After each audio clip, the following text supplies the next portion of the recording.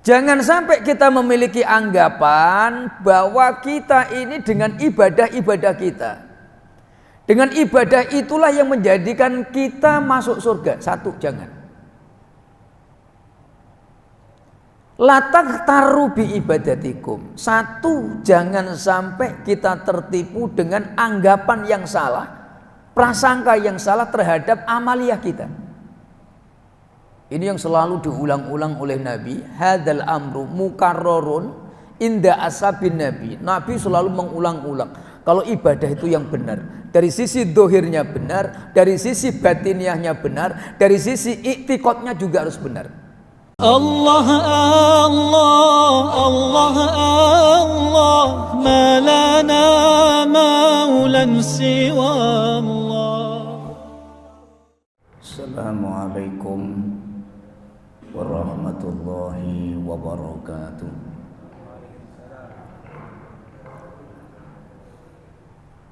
Alhamdulillahilladzi arsala rasulahu bil huda wa dinil haqq liyuzhirahu 'alad dini kullih wa kafa billahi syahida. Asyhadu an la ilaha illallah wahdahu la syarika lahu wa asyhadu anna sayyidana wa nabiyyana wa maulana Muhammadan abduhu wa rasuluhu wa habibuhu wa khaliluhu la nabiyya wa la rasula ba'dah. Salawatullahi wa salamuhu ala nabiyina Muhammad ibni Abdillahi wa ala alihi wa azwajihi wa dhurriyyatihi wa ashabihi wa man tabi'ahum bil huda ila yaumil qiyamati, amma ba'du. A'udzu billahi minasy syaithanir rajim. Ya ayyuhalladzina amanu taqullaha haqqa tuqatih wa la tamutunna illa wa antum muslimun. Wa qala an-nabiy sallallahu alaihi wasallam man yuridillahu bihi khairan yufaqihu fid din. Shadaqallahul azim wa balagha rasuluhun nabiyul karim wa nahnu ala dzalika minasy syahidin wasyakirin. Ikhwatul imani ayyuhal hudur jama'atu salati subhi sadatunal a'izza asadani Allah wa iyyakum rahimani wa rahimakumullahu tabaraka wa ta'ala. Tuan-tuan dan puan-puan, ayahanda, ibunda, bapak ibu, tentunya kembali yang besar kami tidak menghimbau gelar, dan yang kecil pun ianya kami tak menyebutkan nama. Bapak ibu yang mulia, sebagaimana kajian kita di fi awalis sahar, di awal bulan, di pekan pertama, yaitu dirasatul ahadits, mengenal, mengurai, memahami kalam hadis-hadis Nabi sallallahu alaihi wasallam haulal ibadati wal akhlaqi wal adab, yang ianya berkisar seputar tentang ibadah, etika, akhlak, tazkiyah, tasawuf dan sebagainya.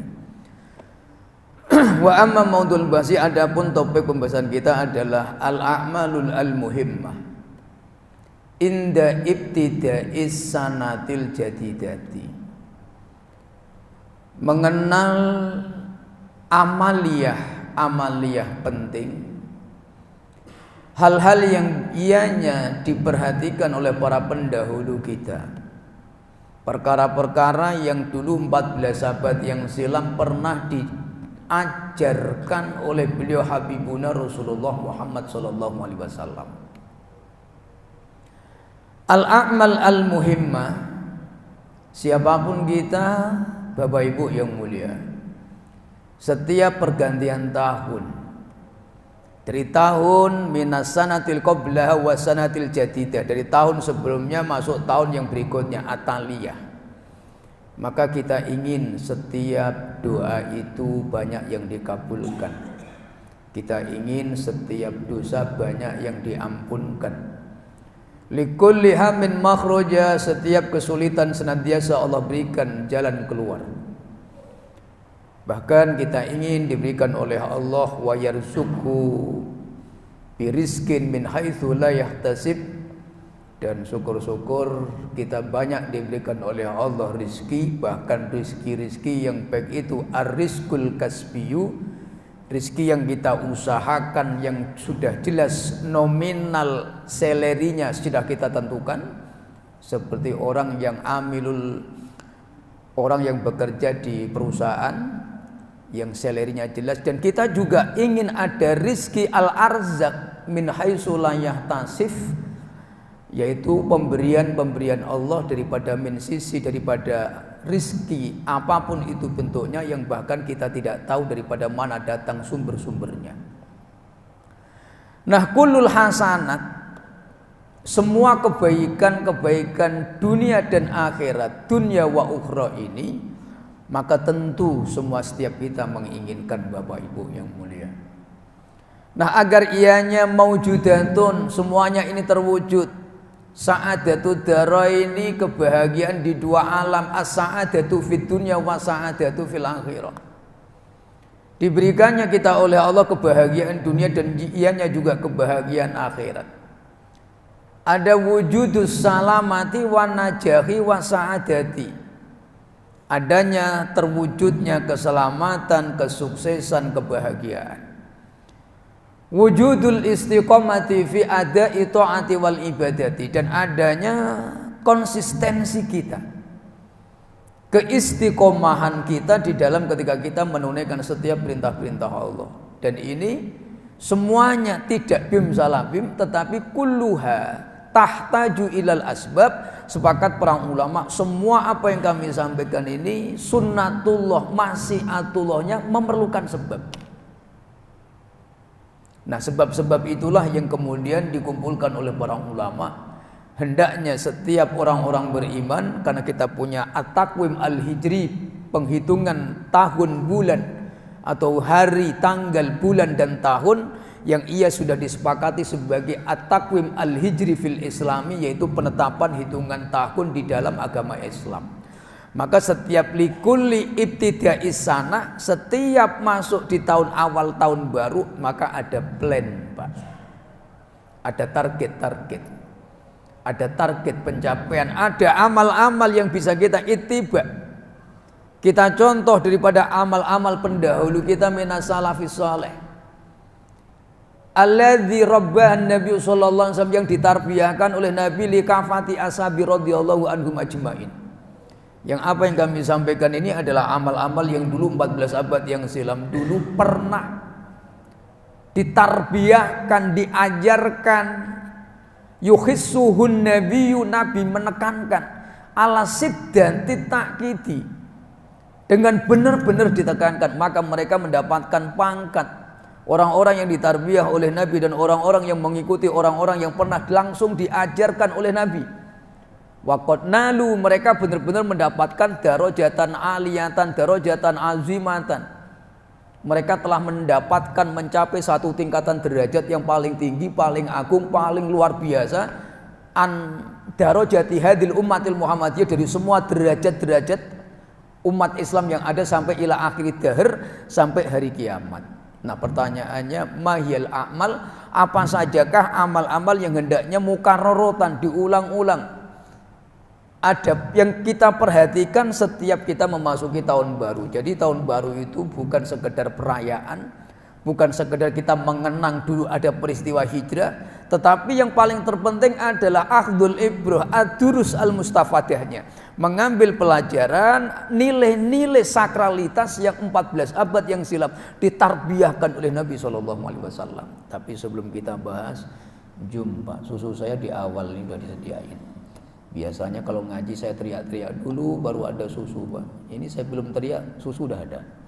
Ini berarti ada perubahan, karena ini bulan Suro, Pak. Ya, kalau bulan Suro itu susu cepat kesediaan. Nanti sudah masuk habis lepas Muharram, setengah main baru dapat susu lagi. Insya Allah.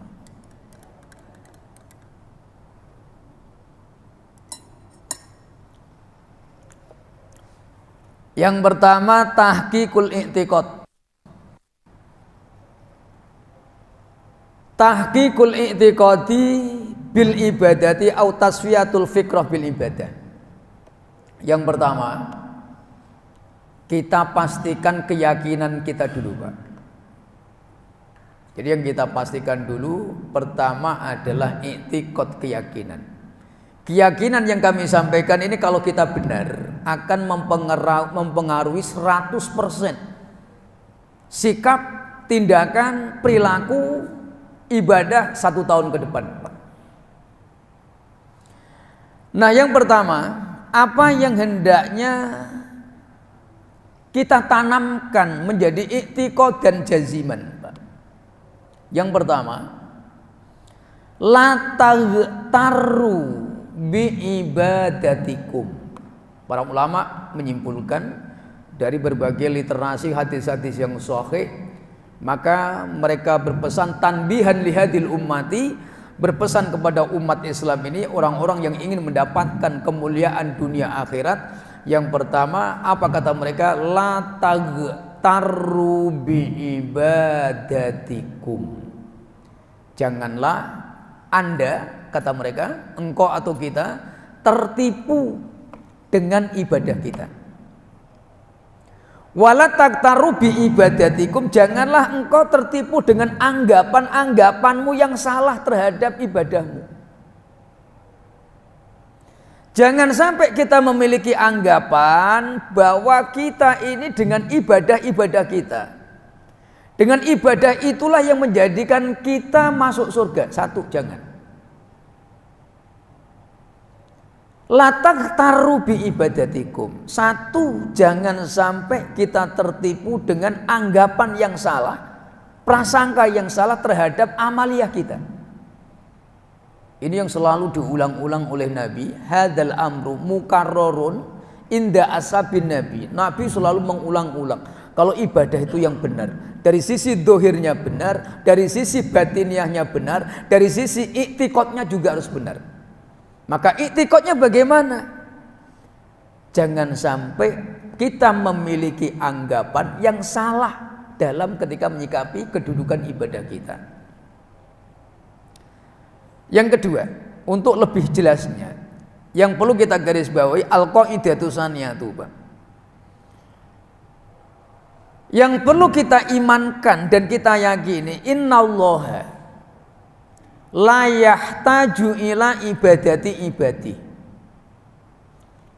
Sesungguhnya Allah subhanahu wa ta'ala jalla jalaluh tabaraka ismuh, Rabbuna dzul jalali wal ikram, Rabbul malaikati warruh. Allah yang maha agung, sedikit pun ia tidak pernah memerlukan ibadah hambanya, Pak. Jadi Allah subhanahu wa ta'ala hatta ila akhirid dahr, sampai kiamat, mundu khuliqa hadzal alam, mulai Allah menciptakan alam semesta, dari sebelum ada sampai ada, qoblal kauni, hatta ila akhirid dahr, sampai nanti hari kiamat, innallaha la yahtaju ila ibadati ibadih. Sepakat ulama berdasarkan literatur hadis-hadis Nabi, Allah itu tidak perlu dan tidak membutuhkan ibadah hambanya, Pak. Ini penting, Pak. Bahkan wa yuqalu, dan dikatakan, wallahu khalaqal basyara wal jinna liya'buduh. Dan Allah menciptakan manusia al-basyar wal jinna, dan jin itu untuk apa? Liya'buduh, untuk menyembahnya, untuk beribadahnya. Wa ma khalaqtul jinna wal ins illa liya'buduni, untuk beribadah. Walaupun hakikat penciptaan manusia yang diciptakan oleh Allah itu untuk li ta'atihi wa li ibadati, tapi walakinnallaha fa innahu huwal ghaniyyu 'anil alamin Akan tetapi yang perlu kita garis bawahi, walaupun Allah menciptakan manusia dan jin untuk beribadah kepadanya, tetapi Allah itu ghaniyun anil alamina. Allah itu maha kaya dari semua ciptaannya. Allahu huwa al-ghaniyul hamid. Allah maha kaya, maha terpuji. La yahtaju ila ibadati ibadi. Allah itu enggak perlu dengan ibadah kita. Satu, jangan sampai tertipu dengan ibadah kita. Yang kedua, yakini bahwasanya Allah sampai kapanpun walaupun menciptakan kita untuk menyembahnya, tapi Allah tidak pernah membutuhkan ibadah kita. Yang kedua, Pak,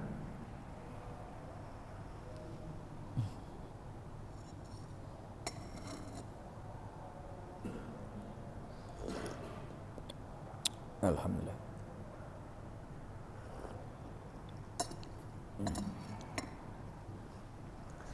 Al-qaidatu salisatu, kaidah yang ketiga yang hendaknya kita perbaharui di tajdid fi awali sanatil jadidah, ketika di awal tahun baru. Setelah kita dipesankan, satu, jangan sampai tertipu dengan ibadah kita. Yang kedua, yakini dan iktikadkan bahwa Allah itu sama sekali tidak pernah, bahkan Allah itu tidak pernah membutuhkan, Allah itu tidak perlu dengan ibadah kita, Pak. Al-qaidatu salisatu, fa inna samratal ibadati au fawaidaha. Jadi semua faidah samratul ibadati, buahnya ibadah, manafiul ibadati, manfaatnya ibadah, nataijul ibadati, tujuan untuk beribadah, fawaidul ibadati, faidahnya ibadah, asrarul ibadah, rahasia semua ibadah, la furiqa bainal mafrudati wal masnunah, tidak dibedakan apakah ibadah wajib atau sunnah,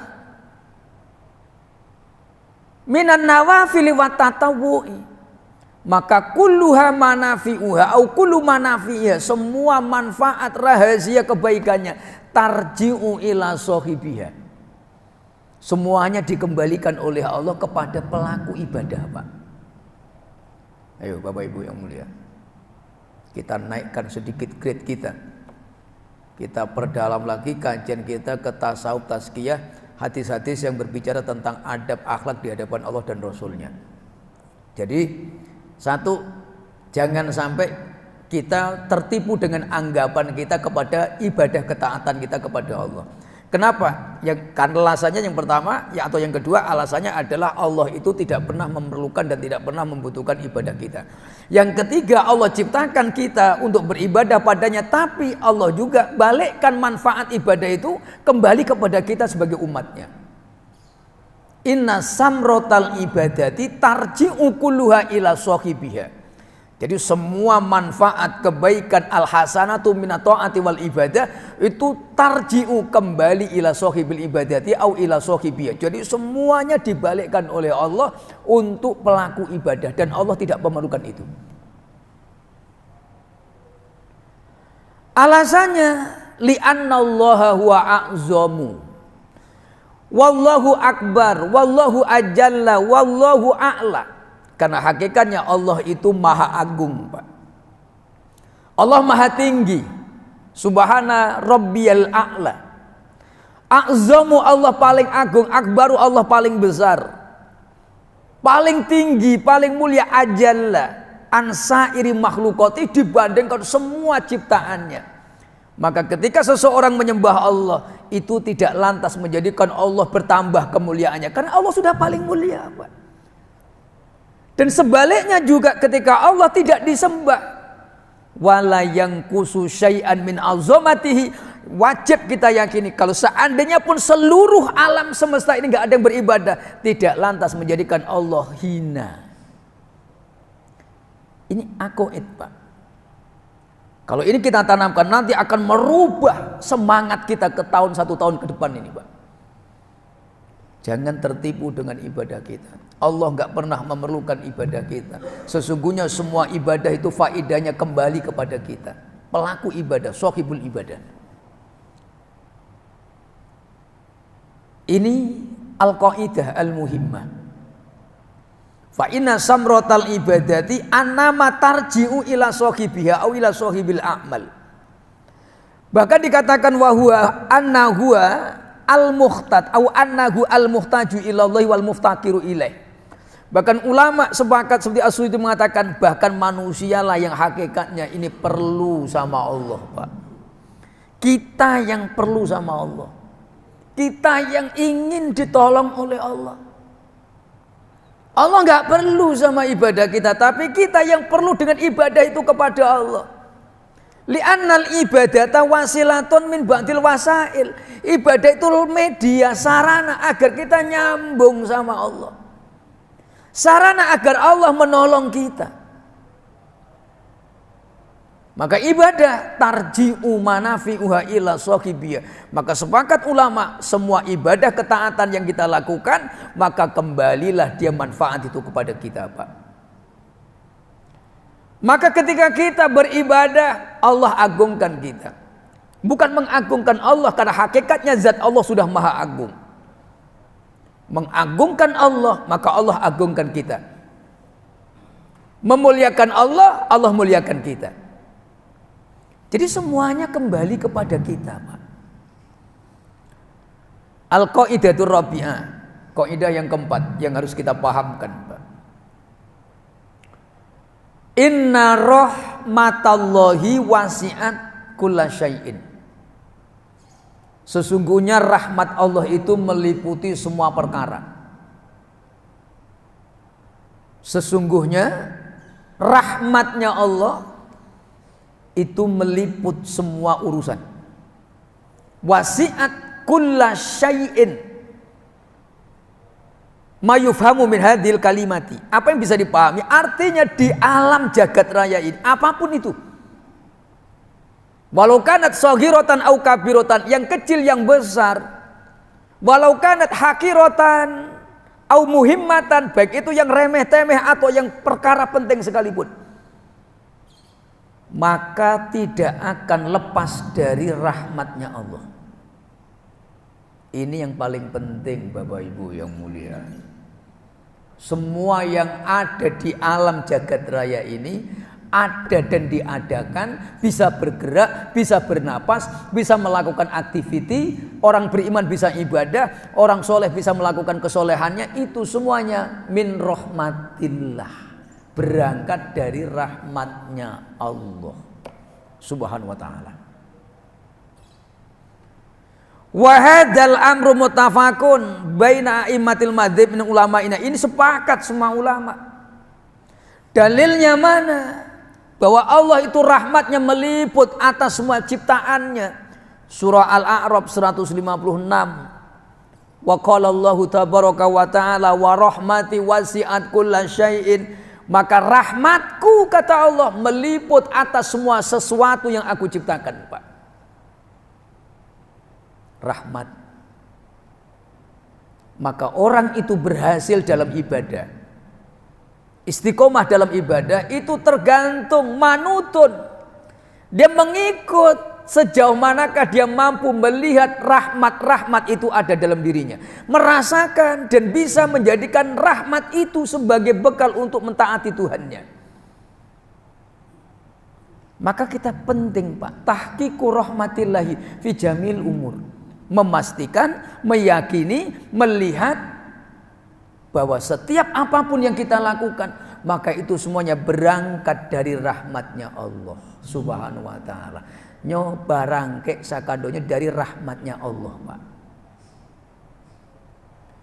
Nah, untuk memperjelas surah Al-A'raf 156 bahwa rahmatnya Allah itu meliput segala sesuatu fid dunya wal akhirah, baik itu dalam urusan dunia atau urusan akhirat, masih hidup di dunia atau nanti kelak hidup di akhirat. Maka pertama Allah perintahkan kita untuk melihat rahmat itu, pertama rahmatullah fi nafsi fi anfusina, di dalam diri kita.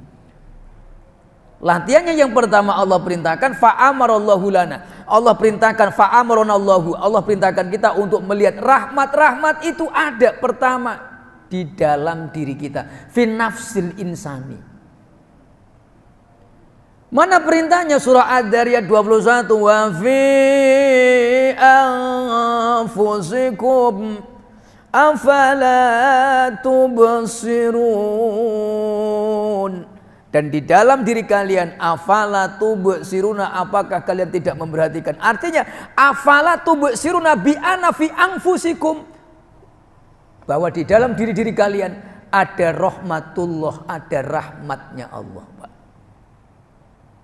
Ada kasih sayang Allah, ada rahmatnya yang diletakkan di dalam ketika Allah menciptakan setiap kita. Ayo Pak, kita lihat wahidan ba'da wahidin, satu persatu Pak. Betapa banyak rahmat-rahmat ini Pak. Ini penting Pak. Kalau ini kita kaji betul, maka kita akan merasa menjadi orang yang selalu bersyukur Pak. Bahkan seberat apapun ujian itu, kalau kita pahamkan ini ada rahmat al-asliyah yang asli Allah letakkan tanpa kita memintanya. Seberat apapun ujian, kita selalu bersyukur kepada Allah. Ketika ditimpa musibah, tidak lantas menjadikan kita merasa paling menderita di alam jagat raya ini Pak. Kenapa? Karena li'annana na'rifu biwujudi rahmatillah fi anfusina. Karena setiap kita tahu ada rahmat-rahmat yang tak terhingga di dalam diri kita. Wa fi anfusikum afala tubsirun. Ini berangkat untuk meraih kesuksesan istiqomah dalam ibadah Pak. Berawal daripada mana? Kita lihat rahmat Allah di dalam diri kita dulu. Ada rambut yang tumbuh berkembangnya diatur oleh Allah. Sama-sama bulu. Ada bulu yang cepat tumbuh, ada bulu yang ditahan tumbuhnya oleh Allah. Ini kalau bukan penjagaan muhafadzah an Rabbi Jalla Jalaluh, ini bahaya Pak. Dan tidak pernah tertukar cara tumbuhnya. Hormon tubuh, syaraf yang ada tubuh kita itu memerintahkan untuk tumbuh atas kudratullah, itu nggak pernah tertukar Pak. Coba bulu alis mata sama bulu rambut kepala ini tertukar, apa nggak bingung ibu-ibu? Mana bude potong alis? Hah? Kesalahan potong alis? Kenapa? Alisnya yang panjang, bulu rambutnya yang pendek, tak pernah berkembang, tapi yang tumbuh yang bulu alis ini Pak. Mau kemana bude? Mbak Yu rebonding.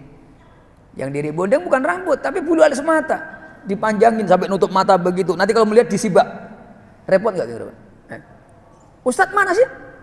Nyibak dulu, nanti diikat di gelung di sini. Oh ustadznya itu, nanti ketutupan lagi, repot nggak Pak?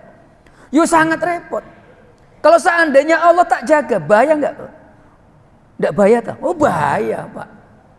Tapi yang ini, yang atas ini tumbuhnya cepat, ada masa limit dia dipotong tumbuh. Tapi yang mata ini Pak, Masya Allah tabarakallah, ala siyanati minallah, dijaga rahmatnya Allah berlaku, ini tak pernah tumbuh. Saya dari kecil lahir Pak, sampai 40, umur saya berapa ya? 47 Pak. Saya mau ngomong 41 takut berbohong pula nanti.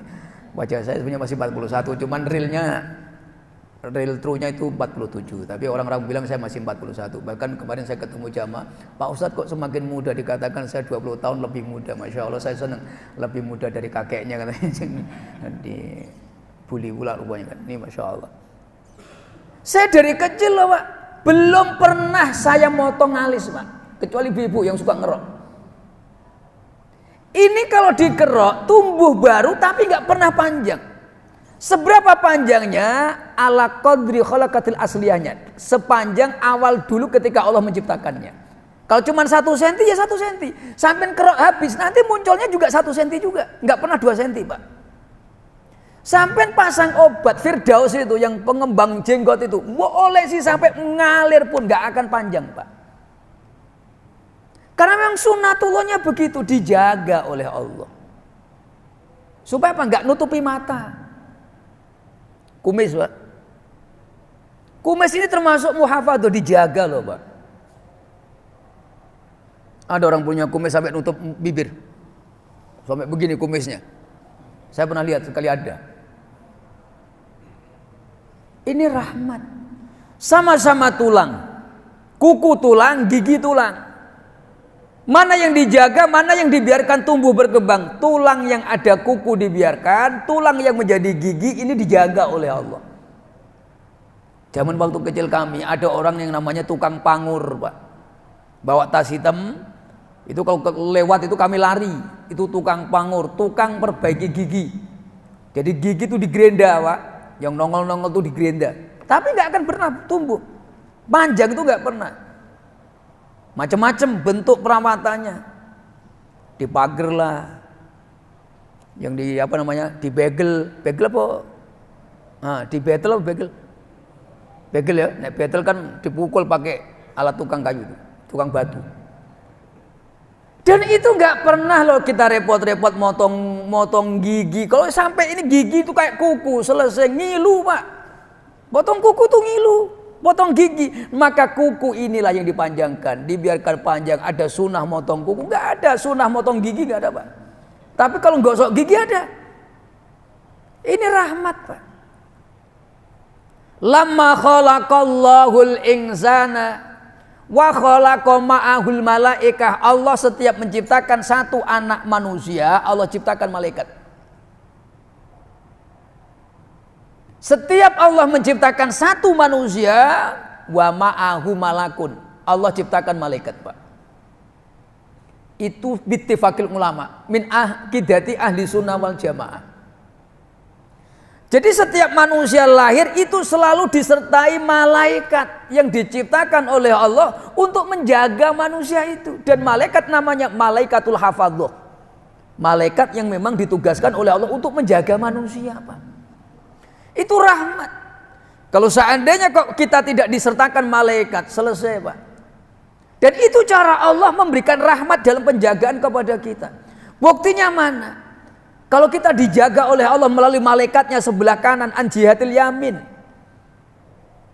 Bapak Ibu yang mulia, kita letak gorengan, Pak, gorengan. Saya mau enggak ada gorengan. Ya kalau saya pakai juga ini martabak terang pun tak masalah juga. Gorengan pisang atau mbak samping telinga kita, Pak. Terus kita tidur di samping gorengan itu. Tidur sampai bukti bahwa Allah menjaga malaikat donya, semut nggak masuk ke telinga. Serius ini. Semut sibuk dengan gorengan kita, dengan makanan samping telinga, tapi nggak masuk telinga. Kecuali telinganya itu telinga, baru dia. Apa itu? Kita dijaga oleh Allah melalui malaikat hafadzah, Pak. Menjaga ketika kita sudah wafat, cabut malaikatnya, kita lihat. Nah itu, Pak, malam aja letakkan di padu, jangan cepat kuburkan. Kalau pengen lihat, nanti semut pasti masuk, Pak.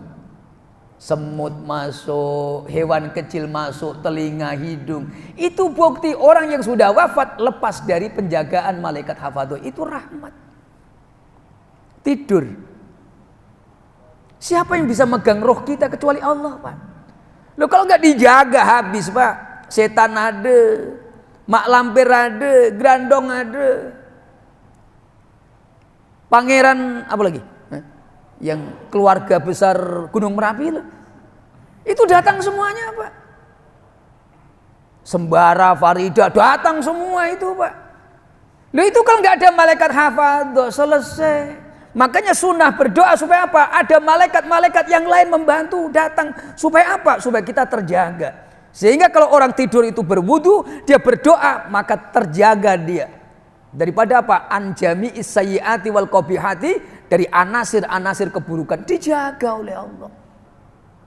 Itu rahmat. Kadang kita ini Bapak Ibu yang mulia, ketika baru ditimpa ujian, hutang banyak, harus jatuh tempo, istri sakit, anak meriang, macam-macam. Perasaan tuh kita merasa bahwa kita itu orang yang paling menderita di dunia ini, Pak.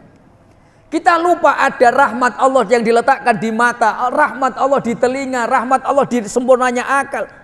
Loh, akal sehatul akli ini rahmat, Pak.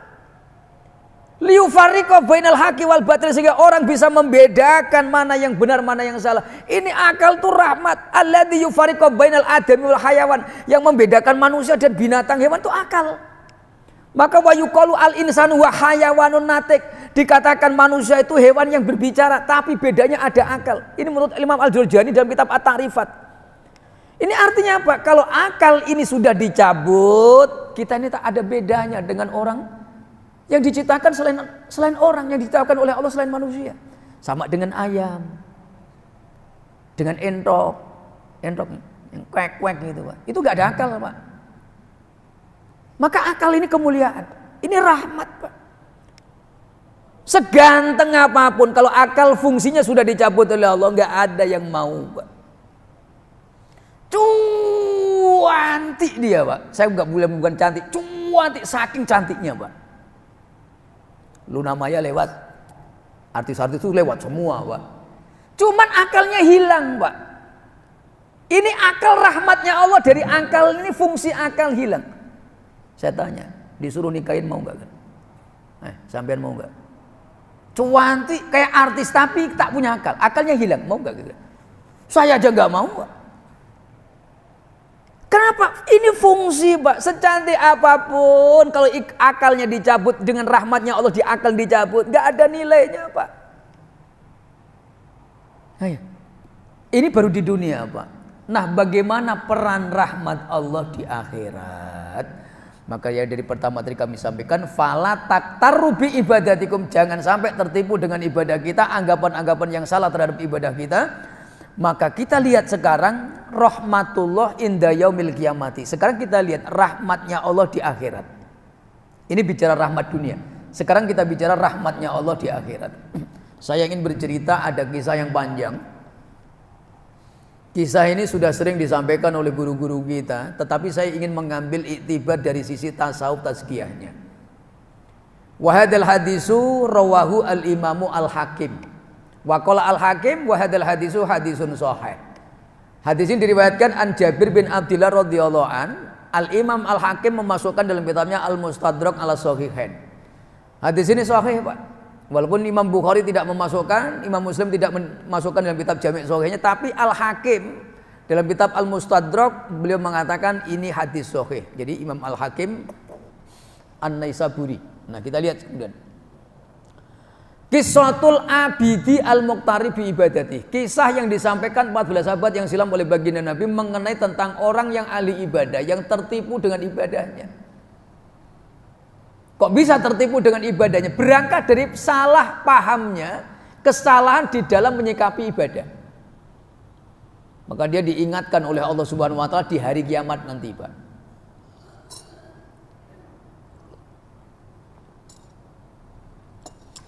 Wa qala Jabiru kharaja alaina Rasulullah sallallahu alaihi wasallam. Nabi sallallahu alaihi wasallam pernah keluar menjumpai kami. Faqala, Nabi kemudian bersabda, akhbarani Jibril. Malaikat Jibril pernah datang kepadaku dan malaikat Jibril mengabarkan kepadaku tentang sesuatu yang penting, qissatun azimah, sesuatu kisah yang begitu penting untuk kalian. Apa kata Jibril kepadaku? Inna lillahi abdan min ibadih. Allah itu punya seorang hamba daripada hamba-hambanya. Inna lillahi abdan min ibadih. Allah itu punya seorang hamba, laki-laki, rajulun, yang dikisahkan ini laki-laki. Abadallaha khamsami'ati sanatin ala ra'si jabalin. Yang laki-laki ini nyembah Allah, beribadah di tengah-tengah lautan, fi wasatil bahri, di tengah lautan, di atas bukit gunung yang dia hanya sendirian. Berapa lama? 500 tahun. Abadallaha khamsami'ati sanatin ala ra'si jabalin wasatul bahri, au fi wasatil bahri. Yang lautannya itu antara dia berada dengan tepiannya, dengan daratan itu 4000 farsah. Ala fi farsahin, Pak. Di tengah lautan jauh. Berapa besarnya gunung? Ala salasina dira'an. Lebarnya 30 dira', 30 dira' itu berarti kurang lebih 15 meter. Lebar luasnya 15 meter, ketinggian bukitnya 15 meter dari permukaan air laut. 15 meter, tinggi nggak gitu? Nggak terlalu tinggi, Pak, dan tidak terlalu luas. Di atas gunung yang kecil ini, ala roksi jabal, di atas pucuknya yang ketinggiannya cuma 15 meter, lebar panjang luasnya ini 15 meter, maka laki-laki seorang diri ini beribadah abadallah khamsami'ati sanatin. Masjid ini sampai pucuk berapa meter, Pak? Baji. Sampai Kubah. Sampai Kubah ujung loh. Paling tinggi. Ada berapa meter? 10 ada? Ada ya? Nah, tinggi lagi lah, 15 meter. Nah, kemudian apa kata Nabi SAW?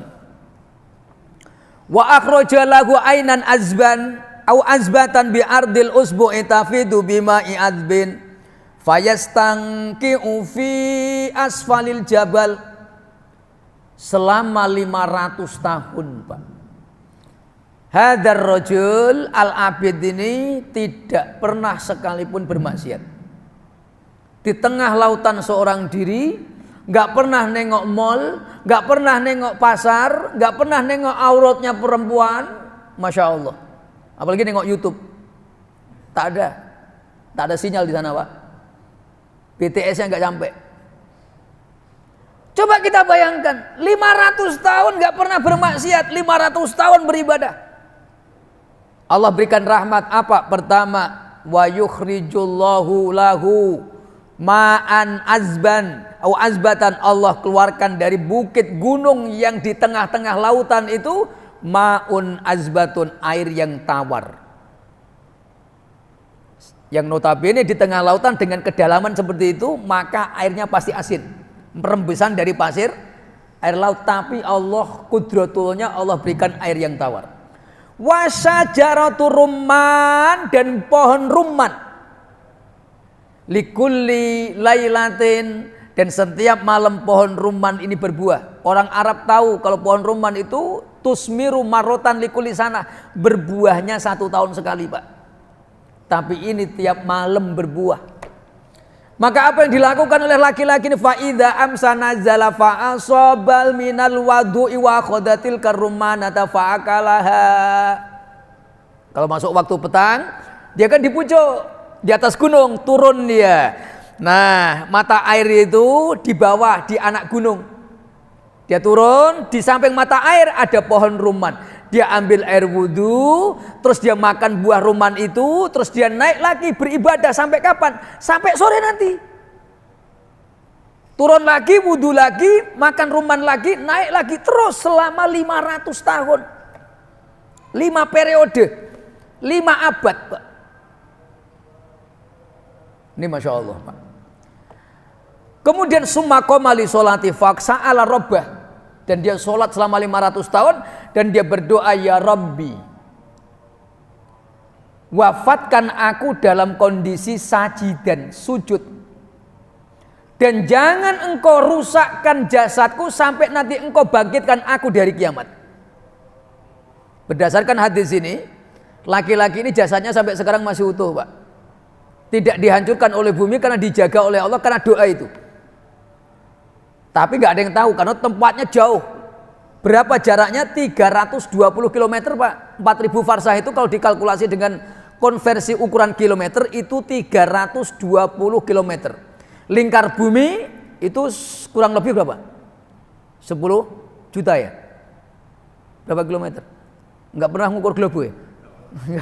Kalau yang globo mainan itu ya kecil ya. Tapi ini perkataan malaikat Jibril. 4.000 farsah, 320.000 kilometer. Dan benar, Pak, dikabulkan semuanya. Wafatnya sujud, sampai hari kiamat orang ini tidak hancur jasadnya, dijaga oleh Allah. Malaikat Jibril bilang, nanti di hari kiamat Allah mengabarkan kepadaku, laki-laki ini dihisab, bukan dihisab, ditanya. Setelah dihadapkan di hadapan Allah, Allah berfirman, ya malaikati khudhi abdi, kau ambil hambaku ini fa'adkhilil jannata bi rahmati. Kau ambil hambaku ini, masukkan dalam surga karena rahmatku. Faqala, laki-laki jawab, bal bi amali ya Allah. Ya Rabb, bal bi amali. Masukkan aku ke surgamu karena amalku. Bukan rahmatmu, karena amalku ya Allah. Maka Allah ngulangi lagi firman-Nya, ya malaikati khud abdi fa'adkhil jannata bi rahmati. Kau ambil hambaku ini, kau masukkan dalam surga karena rahmatku. Faqala, ya Rabb, bal bi amali. Laki-laki ini menjawab, ya Allah karena amalku. Sampai berulang-ulang. Wakilnya Allah nantang, Pak. Oke, kalau begitu aku hitung-hitungan sekarang. Kalau kamu karena amalmu, berarti kamu menghitung itu kebaikanmu. Sekarang kita hitung-hitungan. Kau hitung amalmu dengan rahmatku. Malaikat diperintahkan ayyukosa untuk dihitung, Pak. Kis bi amalihi. Bener, Pak, ditimbang amalnya, dihitung ibadah 500 tahunnya, nggak pernah maksiat selama 500 tahunnya. Dihitung oleh malaikat tukang hitung. Nggak pakai kalkulator, lebih detail lagi mereka. Lebih canggih. Fatujatu, maka dijumpailah di hadapan pengadilan Allah. Maka 500 ibadatu ala khamsi mi'ati sanatin. Maka ibadah 500 tahun takdilu ala nikmatil basar. Cuman bisa untuk balas membayar nikmat kedua mata, Pak. 500 tahun sujud, tak pernah nengok paha perempuan, mohon maaf, aurat.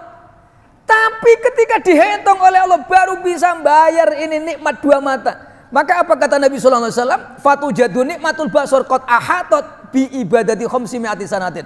Wa baqiyat nikmatul jasadi fatran alih. Sisanya belum. Tangan ini belum dapat nih. Mau dibayar pakai apa yang 500 tahun cuma untuk bisa bayar kedua mata? Telinga belum, yang lain belum. Wakilnya Pak, ya malaikati khud ibadi au abdi fa'adkhilin naro. Sekarang kau ambil dia, masukkan dalam neraka. Baru teriak-teriak hamba ini, ya Allah, ya Rabb, adkhilnil jannata bi rahmatika. Kalau begitu aku masukkanlah aku ke surgamu dengan rahmatmu. Nyerah.